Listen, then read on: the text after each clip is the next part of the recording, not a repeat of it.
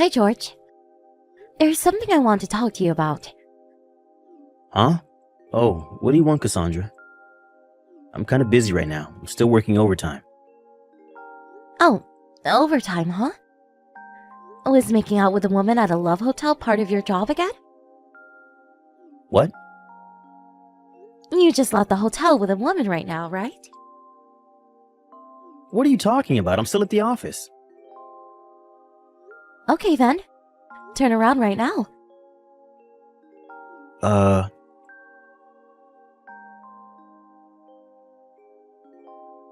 What is the meaning of this? Wow, you're pretty fast when you run away. What's going on? What did you do? You didn't tell me that you would be there when I turned around. How did you know I was here? I followed you here. And why would I tell you? That would have ruined the whole purpose.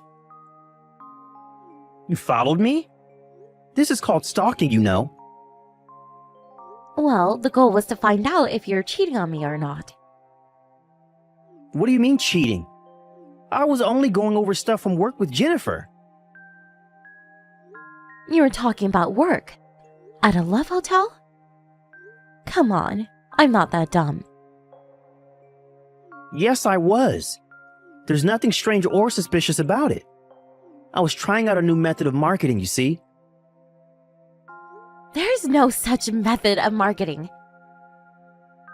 It's a marketing method I came up with. Huh? You know how I'm going to inherit my father's company, right? I thought that we should incorporate such new methods of marketing into the company, you know? You must be an idiot to think I would believe what you're saying. What? Did you create a report on the effects and results of making out with a woman who's not your fiancé at a love hotel? Using the company's products or something? Doesn't your father's company make appliances for office work? Did you tell your father, the CEO of the company, and your mother, the head of research and development, about this new marketing method of yours? Shit. Trying to make any excuses is just going to make you look pathetic, you know? Fuck. Fine, I admit it. I prefer Jennifer over you. You mean the woman you were with just now, right? Isn't she a new employee? Yep. Now's the perfect timing, so I'll tell you. I found a woman that's better than you, so let's get divorced.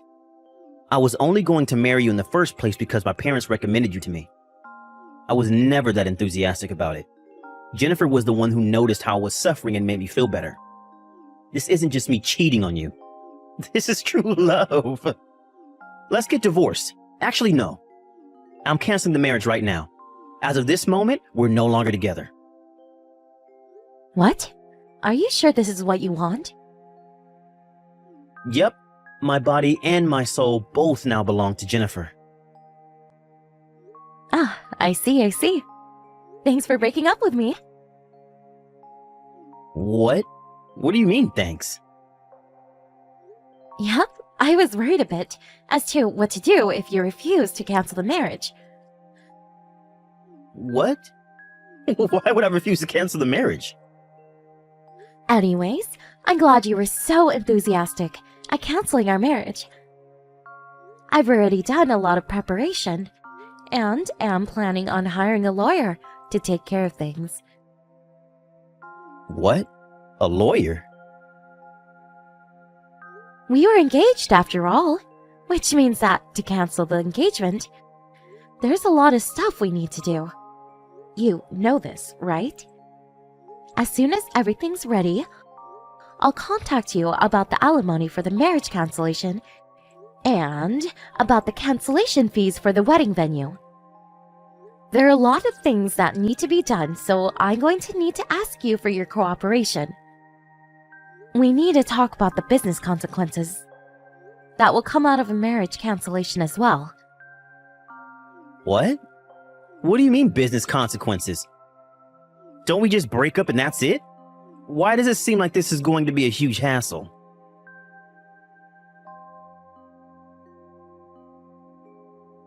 You're Cassandra Phillips, right?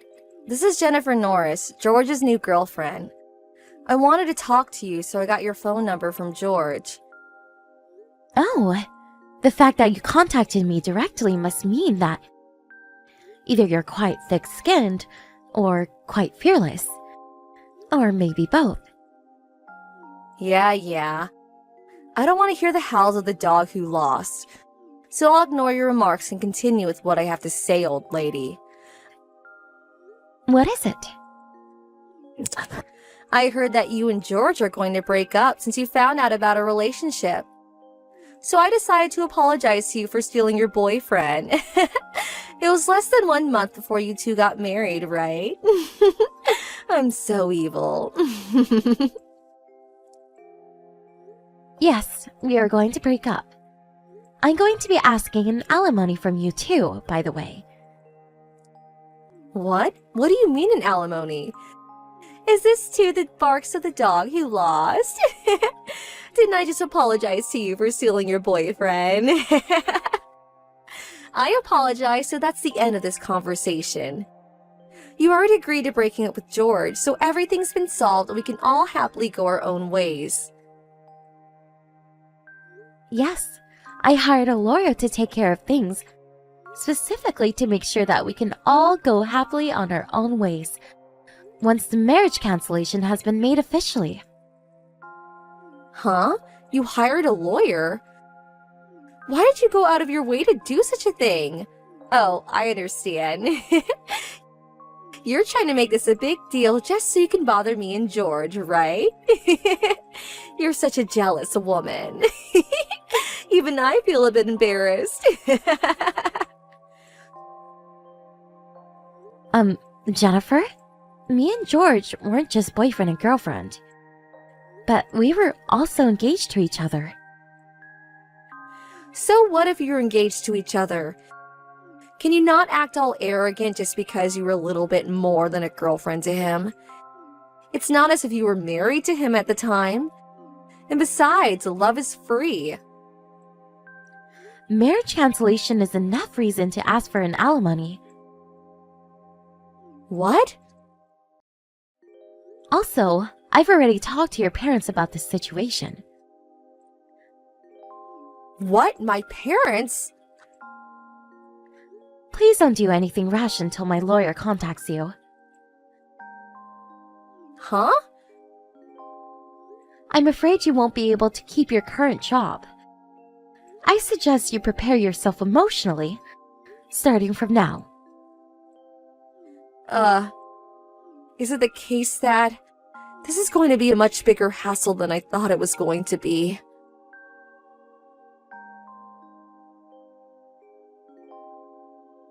Hey, Cassandra! My dad just told me that he's going to make one of the senior managing directors the next CEO, not me. Did you have anything to do with this? Not only that, but he's locating me to a small branch company based in some rural area. What did you do?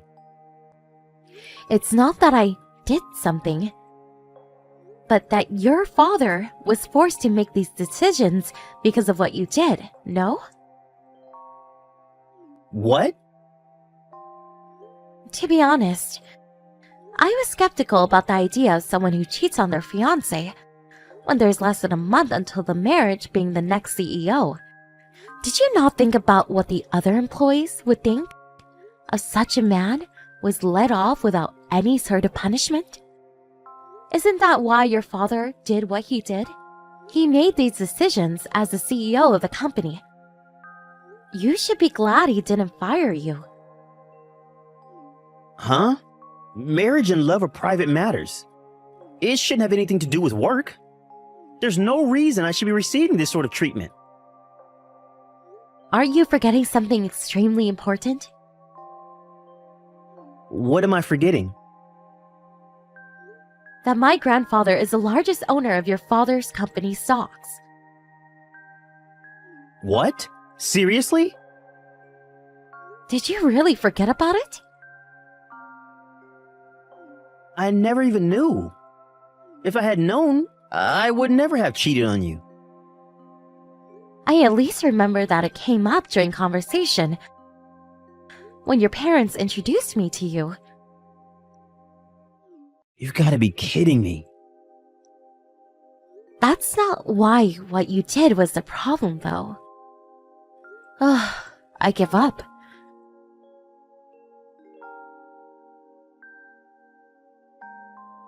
Cassandra, is it true that your grandfather is the largest owner of stocks at our company?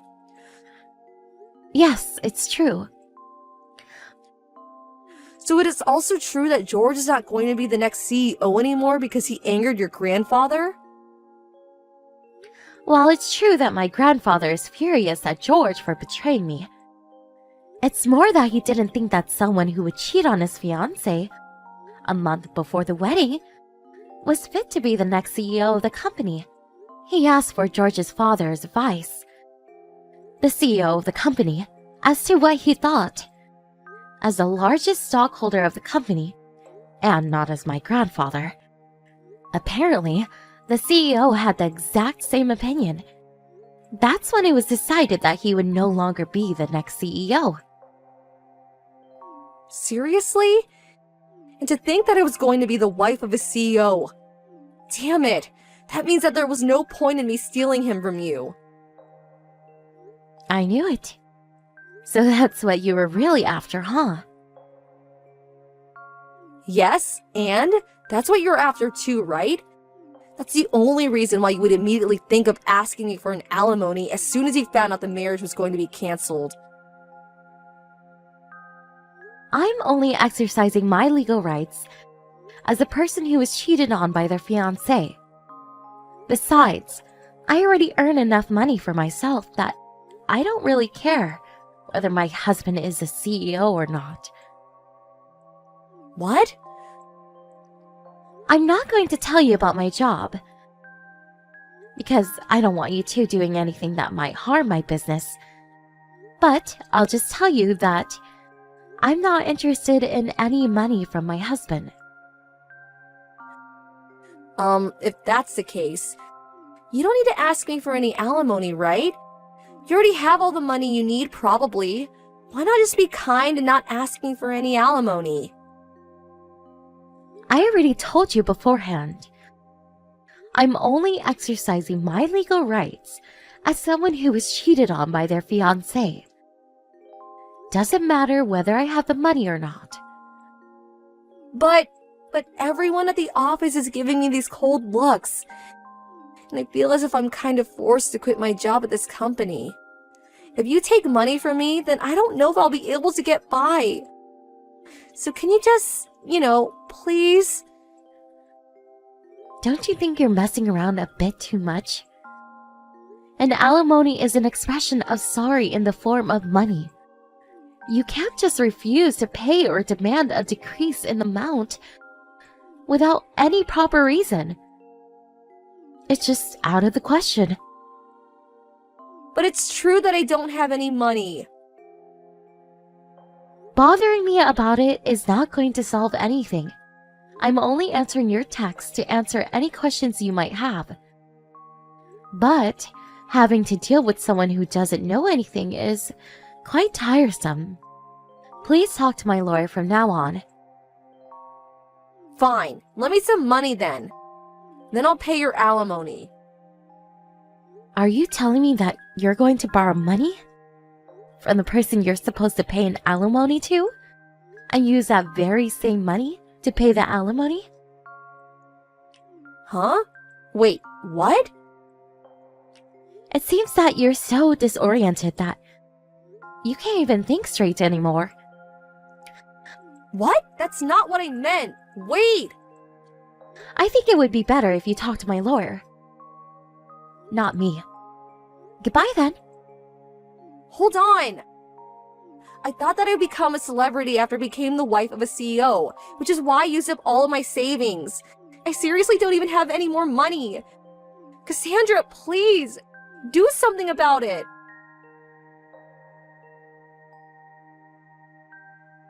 I blocked her after that conversation and left everything to the lawyer I had hired. I asked the two of them to pay an alimony up front and also made George pay the cancellation fees for the wedding. With that, I put an end to this whole marriage cancellation business. Apparently, the two cheaters were forced to take on debt because of this, and then two of them moved to a tiny broken-down apartment that was basically a ruin to save money. But their love, either it was never there or it went cold. As soon as they see each other's faces, they immediately start insulting each other. The psychological effects of constantly living in an irritated environment is taking effects on the multiple part-time jobs they're taking as well, it seems. They keep on making mistakes, and the two of them were eventually fired. They no longer had no means to make a living anymore in their hometown, and left for someplace else. What happened to them after that? I don't know.